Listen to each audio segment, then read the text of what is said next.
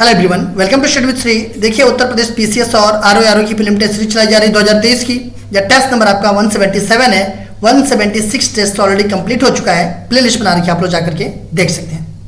देखिए, अगर आप किसी भी स्टेट पीसीएस की प्रिपरेशन कर रहे हैं, जैसे कि BPSC, MPPSC, Jharkhand PCS, Chhattisgarh PCS, Uttarakhand PCS, Himachal Pradesh PCS या फिर आरएस, तो आप मेरे टेस्ट सीरीज को देखिए, आपको काफ़ी फायदा मिलेगा।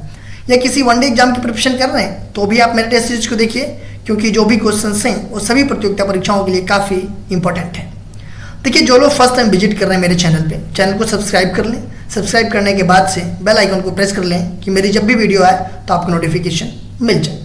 तो स्टार्ट करते हैं। फर्स्ट क्वेश्चन है, शिवाजी की प्रशासनिक व्यवस्था के संबंध में निम्नलिखित कथनों पर विचार कीजिए। शिवाजी की प्रशासनिक व्यवस्था में अमात्य, वित्त एवं राजस्व मंत्री होते थे। वकायनवीस राजा के दैनिक कार्यों का विवरण रखते थे। दबीर राजकीय पत्र व्यवहार के कार्य का संपादन करते थे। सर ए नौबत सेना का भर्ती संगठन था। उपरोक्त में से कौन से कथन सही है? देखिए, जो शिवाजी का प्रशासनिक व्यवस्था था, अगर उसके बारे में हम बात करें तो शिवाजी के प्रशासनिक व्यवस्था का जो वास्तविक संचालन था वो अस्त्र प्रदान नामक 8 मंत्री करते थे। इनका जो है कि क्या काम था कि राजा को परामर्श देना था। जो 8 इनके मंत्री थे उनका काम यह था कि राजा को परामर्श देना। देखिए, 8 के बारे में अगर हम बात करें तो यहाँ पे दिया गया है कि शिवाजी की जो प्रशासनिक व्यवस्था में अमात्य जो थे वो वित्त एवं राजस्व मंत्री होते थे। ठीक है, बिल्कुल सही है कि जो अमात्य थे उन्हें मजूमदार भी कहते थे, वो वित्त एवं राजस्व मंत्री होते थे। सही है आपका। वकायनवीस ये राजा के दैनिक कार्यों का विवरण रखते थे। देखिए, वकायनीस जो है ये राजा के दैनिक कार्यों का विवरण रखते थे। बिल्कुल सही है, तो ये हो जाएगा आपका सही। दबीर ये राजकीय पत्र व्यवहार के कार्य का संपादन करते थे। देखिए, जो दबीर है ना, ये विदेश मंत्री होते थे, न कि राजकीय पत्र व्यवहार के कार्य का संपादन करते थे। राजकीय पत्र व्यवहार के कार्य का संपादन कौन करता था? तो राजकीय पत्र व्यवहार के कार्य का संपादन जो है कि सुरनवीस करते थे।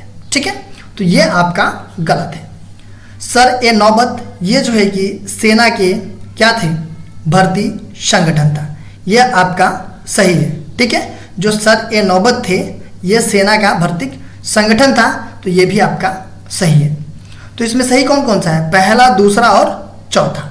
ठीक है, ये हो जाएगा आपका डी ऑप्शन। देखिए, ये तो हो गया। जो बच्चे हैं उसमें देखिए, पेशवा क्या होते थे? तो वो प्रधानमंत्री होते थे। ठीक है, उसके बाद से पंडित राव ये जो कि विद्वानों तथा धार्मिक कार्यों के लिए दिया जाने वाले अनुदान का देखरेख करते थे। और एक जो न्यायाधीश होते थे जिन्हें मुख्य न्यायाधीश कहा जाता था। तो ये हो जाएगा आपका डी ऑप्शन। निम्नलिखित में से कौन सी मद भारत के संविधान की समवर्ती सूची में है? जनसंख्या नियंत्रण और परिवार नियोजन, लोक स्वास्थ्य और स्वच्छता, प्रति व्यक्ति कर, निखात निधि। पूछा जा रहा है कि कौन सी मद जो है कि भारत के संविधान की जो समवर्ती सूची है उसमें है। देखिए, भारत का जो संविधान है जिसकी ये 7वीं अनुसूची है। ठीक है, भारत के संविधान की जो 7वीं अनुसूची है उसमें 3 सूची है। कौन कौन सी सूची है? तो एक राज्य सूची है, केंद्र सूची है और एक समवर्ती सूची है। जो राज्य सूची में जो भी विषय हैं, सब्जेक्ट हैं, उस पर राज्य नियम कानून बनाएगा। जो संघ सूची है मतलब केंद्र सूची है, उसमें जो विषय हैं उस पर केंद्र नियम कानून बनाएगा। और जो समवर्ती सूची में जो भी सब्जेक्ट हैं उसमें केंद्र और राज्य दोनों नियम बनाएंगे, बट जिस केंद्र का जो है कि नियम ज़्यादा प्रभावकारी होगा। ठीक है, तो जो समवर्ती सूची में है, पूछा जा रहा है कि इसमें कौन सी मद भारत के संविधान के समवर्ती सूची में है? तो वो है आपका जनसंख्या नियंत्रण और परिवार नियोजन। ये आपके जो समवर्ती सूची है ना, उसमें जो है कि इसका सब्जेक्ट है। लोक स्वास्थ्य और स्वच्छता ये जो है कि राज्य सूची का विषय है। प्रति व्यक्ति कर ये भी राज्य सूची का विषय है। और निखात निधि ये भी राज्य सूची का विषय है। तो बाकी जो है कि राज्य सूची का विषय है, और एक जो है कि आपका जनसंख्या नियंत्रण और परिवार नियोजन ये समवर्ती सूची का विषय है।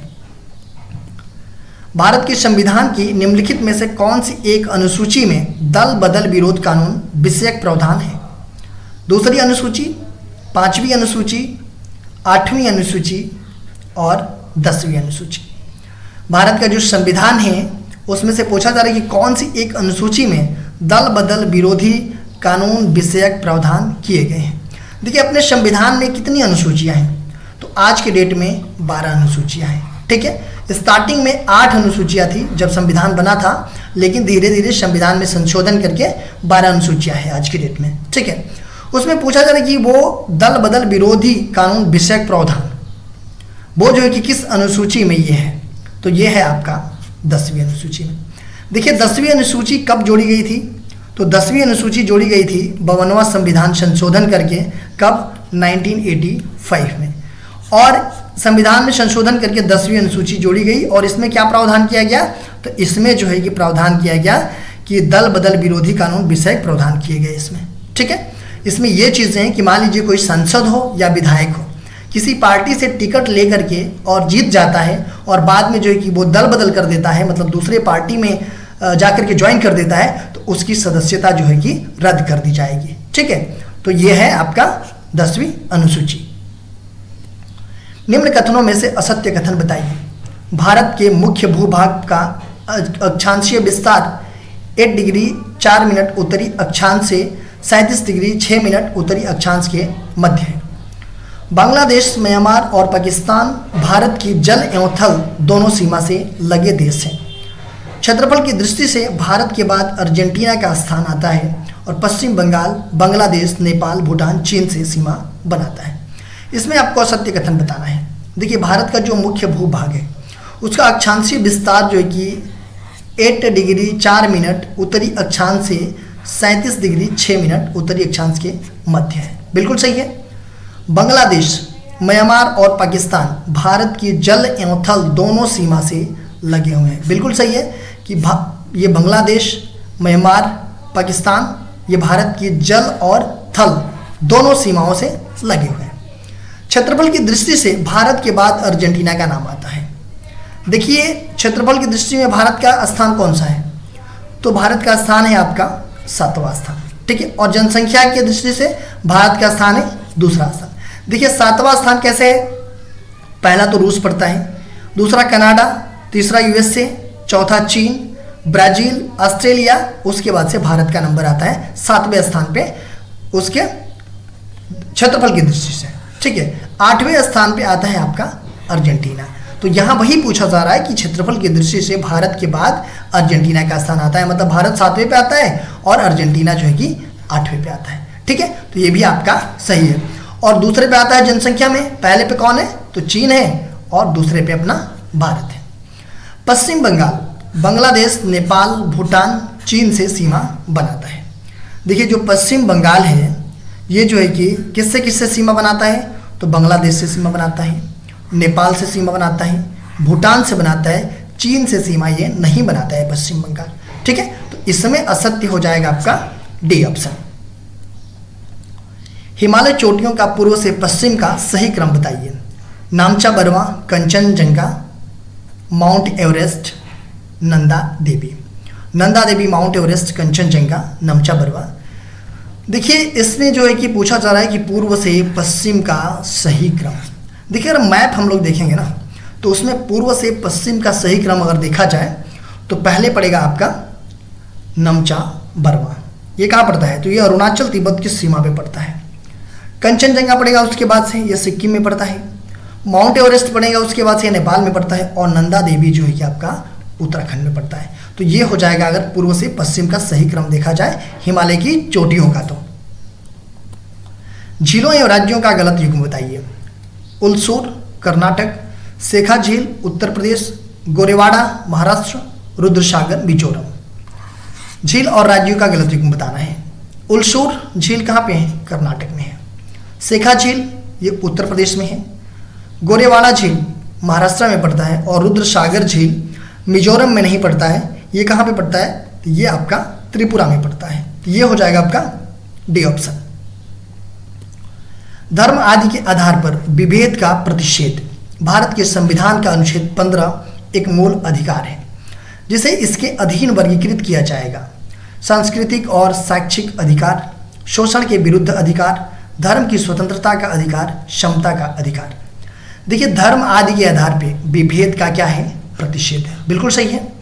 भारत का संविधान का जो अनुच्छेद 15 है ये क्या है आपका मूल अधिकार है, और ये जो है कि किसके अधीन इसको वर्गीकृत किया गया है ये बताना है। देखिए जो संविधान का अनुच्छेद 15 है तो 15 के बारे में अगर बात करें तो इसके तहत जो है कि धर्म, मूल वंश, जाति, लिंग आदि या जन्म स्थान के आधार पर विभेद का प्रतिषेध एक मौलिक अधिकार है। ठीक है, और इसको जो है कि कहाँ पे मतलब वर्गीकृत किया गया है तो इसको समानता का अधिकार में वर्गीकृत किया गया है, क्योंकि जो समानता का अधिकार है ये जो है कि हमारा अनुच्छेद 14 से लेकर के 18 तक है, और इसी में आपका अनुच्छेद 15 पड़ेगा। सांस्कृतिक और शैक्षिक अधिकार ये जो है कि आपका अनुच्छेद 29 से लेकर के 30 के बीच है।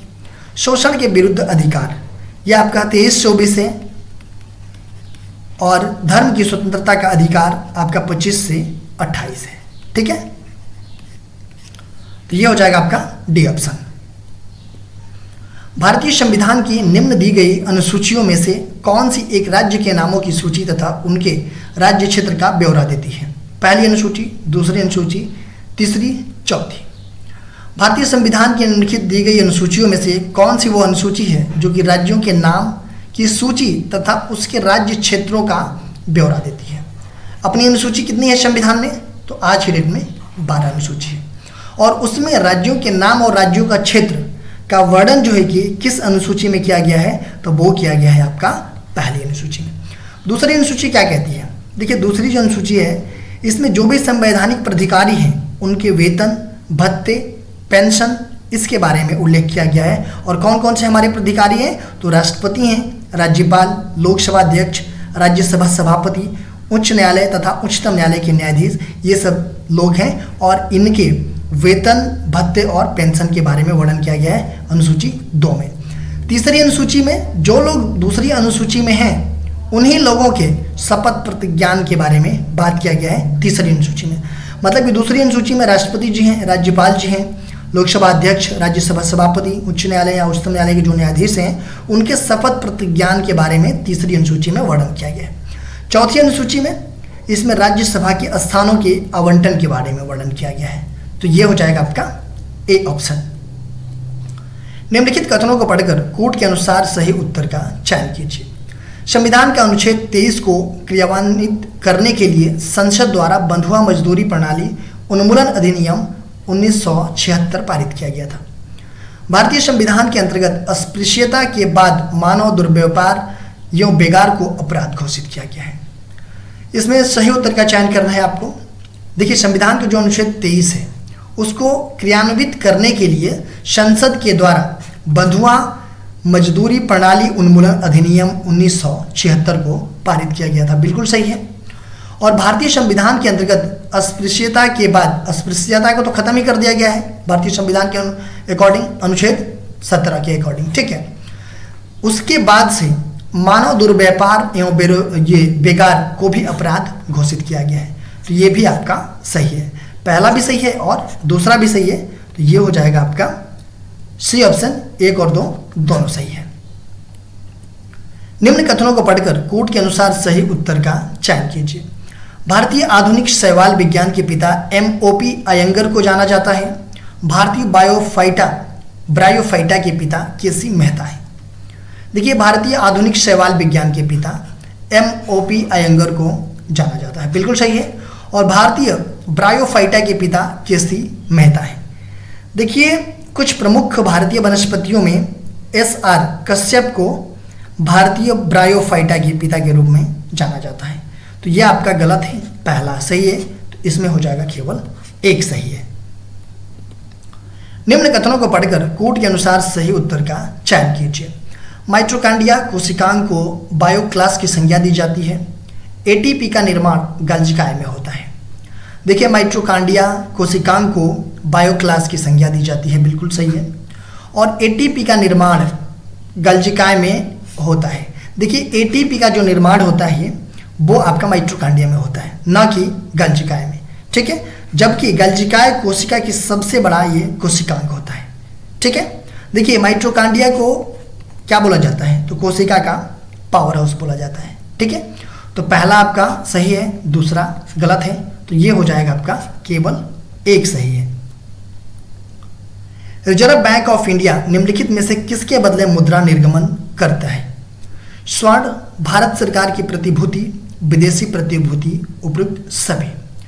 देखिए जो आरबीआई है, रिजर्व बैंक ऑफ इंडिया, ये पूछा जा रहा है कि निम्नलिखित में से किसके बदले मुद्रा निर्गमन करता है। देखिए ऐसा नहीं है कि हमारा देश जो गरीब है तो आरबीआई चाहे तो बहुत सारे नोट छाप दे, बहुत सारे पैसा छाप दे और अपने देशों में गरीबों को बांट दे, या फिर जो भी चीज़ें हैं, मतलब अपने मर्जी से हम आरबीआई के द्वारा पैसा भी नहीं छाप सकते हैं। ठीक है, उसमें क्या क्या चीज़ें होती है? देखिए स्वर्ण, भारत सरकार की प्रतिभूति और विदेशी प्रतिभूति, ठीक है, इनके बदले जो है कि मुद्रा का निर्गमन होता है। तो ये हो जाएगा आपका डी ऑप्शन, उपरोक्त सभी। हड़प्पा सभ्यता के संबंध में निम्न कथनों को पढ़कर कूट के अनुसार सही उत्तर का चयन कीजिए। यह सभ्यता एक सुविकसित कांस्ययुगीन ग्रामीण सभ्यता थी।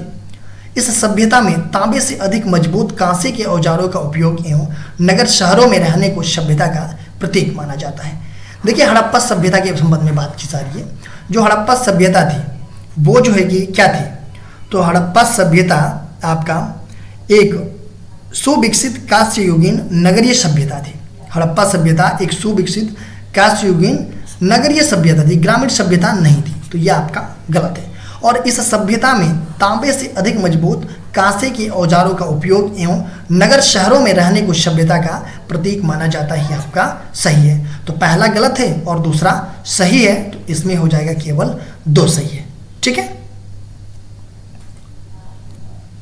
मुगल काल के संबंध में निम्नलिखित कथनों को पढ़कर कूट के अनुसार सही उत्तर का चयन कीजिए। बादशाहनामा हुमायूं के काल में लिखी गई। बुलंद दरवाजे का निर्माण बाबर ने गुजरात विजय के उपलक्ष्य में करवाया था। मुगल काल के संबंध में बात की जा रही है। बादशाहनामा हुमायूं के काल में लिखी गई। देखिए बादशाहनामा जो है कि ये हुमायूं नहीं, शाहजहां के काल में लिखी गई। और बुलंद दरवाजे का जो निर्माण है वो बाबर ने नहीं, अकबर ने गुजरात के उपलक्ष्य में करवाया था। ठीक है, तो ये दोनों क्या है? गलत है। क्योंकि बादशाहनामा का मतलब ये जो है आपके शाहजहां के काल में लिखी गई और बुलंद दरवाजे का निर्माण जो है कि अकबर ने गुजरात के उपलक्ष्य में करवाया था। तो दोनों गलत है। तो ये हो जाएगा आपका डी ऑप्शन कि न तो 1 और न ही 2। देखिए क्वेश्चन पूछा गया था आप लोगों से पिछले वीडियो में कि निम्नलिखित में से कौन सा प्रत्यक्ष कर नहीं है? आयकर, संपदा शुल्क, पूंजी लाभ कर, सीमा शुल्क। इसमें पूछा जा रहा है कि प्रत्यक्ष कर कौन सा नहीं है। तो इसमें प्रत्यक्ष कर जो है कि आपका सीमा शुल्क जो है कि प्रत्यक्ष कर नहीं है। बाकी आयकर, संपदा शुल्क, पूंजी लाभ ये सब प्रत्यक्ष कर है। सीमा शुल्क क्या है? ये है आपका अप्रत्यक्ष कर। आज का क्वेश्चन देख लेते हैं कि दंडकारण्य पठार का विस्तार किन राज्यों में नहीं है? छत्तीसगढ़, ओडिशा, झारखंड, आंध्र प्रदेश। दंडकारण्य पठार का विस्तार किन राज्यों में नहीं है? इसका आंसर आप लोग कमेंट बॉक्स में मुझे बताइएगा। इसका आंसर मैं नेक्स्ट वीडियो में आप लोगों को बताऊंगा। देखिए आप मेरे चैनल को सब्सक्राइब कर लीजिए। सब्सक्राइब करने के बाद से बेल आइकन को प्रेस कर लीजिए कि मेरी जब भी वीडियो आए तो आपको नोटिफिकेशन मिल जाएगा। मेरा दूसरा चैनल है श्री जीएस पॉइंट, आप इसको भी सब्सक्राइब कर लीजिए। फेसबुक पे मेरा पेज है स्टडी विद श्री के नाम से और इंस्टाग्राम पे हमारी ID study with Shri 25 and Shri GS point. और स्टडी विद श्री ये हमारा टेलीग्राम का चैनल है। इन सब सारे का लिंक आपको डिस्क्रिप्शन में मिल जाएगा, वहाँ पे क्लिक करते आप यहाँ पे पहुँच जाएंगे। तो इन सब सारे जगहों से कनेक्ट हो जाइए क्योंकि इन सब सारे जगहों पे स्टडी से रिलेटेड चीज़ें पोस्ट की जाती है जिससे आप लोगों को फ़ायदा पहुँच सकता है। दोस्तों वीडियो अच्छी लगती है तो आप लोग एक लाइक कर दिया कीजिए, एक अच्छा सा कमेंट्स कर दिया कीजिए, अपने दोस्तों में शेयर जरूर किया कीजिए। अगर वीडियो अच्छी नहीं लगती है तो आप लोग डिसलाइक कर दिया कीजिए और कमेंट बॉक्स में मुझे बताइए डिसलाइक क्यों किया। वीडियो देखने के लिए धन्यवाद।